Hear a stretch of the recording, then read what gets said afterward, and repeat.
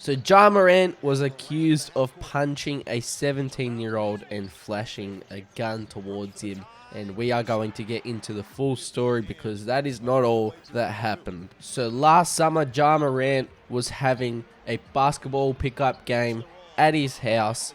And obviously the 17-year-old was there playing as well. And the 17-year-old accidentally hit Ja Morant in the face with the basketball, where Ja Morant said to someone else, "Should I do it to him?" before using a closed fist, so obviously punching him, and knocked him to the ground, knocked the 17-year-old to the ground. And on Ja's side, Morant told police that he was acting in self-defense by throwing the first punch because he felt threatened by the 17-year-old because he threw the basketball at his head and stepped towards Ja. But the 17-year-old said it was an accident that he hit him in the face, and Ja Morant obviously said to the bystander, "Should I do it to him?" and then punched him and knocked him to the ground. But Ja Morant said that the teenager made verbal threats saying that he would light his house up, and he and his family were put in fear by the statement. And obviously the punch to the teenager's head left a large knot on his head, and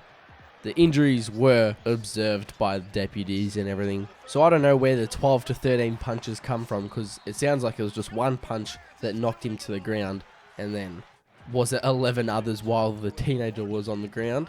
I'm not sure. Or if it was like quick 11 while he was standing up. And obviously after punching the teenager to the ground, Ja Morant ran inside to his house, obviously because the basketball game was at his house, got a gun, had it in his waist, and obviously flashed it while his hand was on the gun. So that's the whole story for the teenager, the 17-year-old.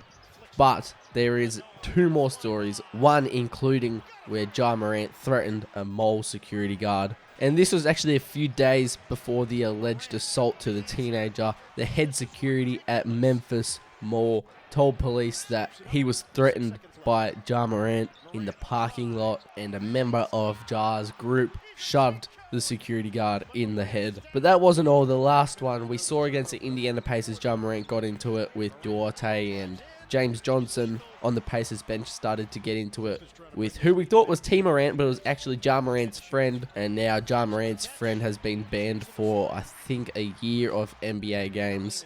But after the game, the Pacers traveling party also said someone in a slow-moving SUV, which was obviously what Ja was riding in, trained a red laser on them. And now obviously you can't really tell if the laser was attached to anything, but it was a laser, and it could have just been a laser on its own, but who knows. So that's the whole three stories explained. It's a lot to take in, but let me know your thoughts in the comments section.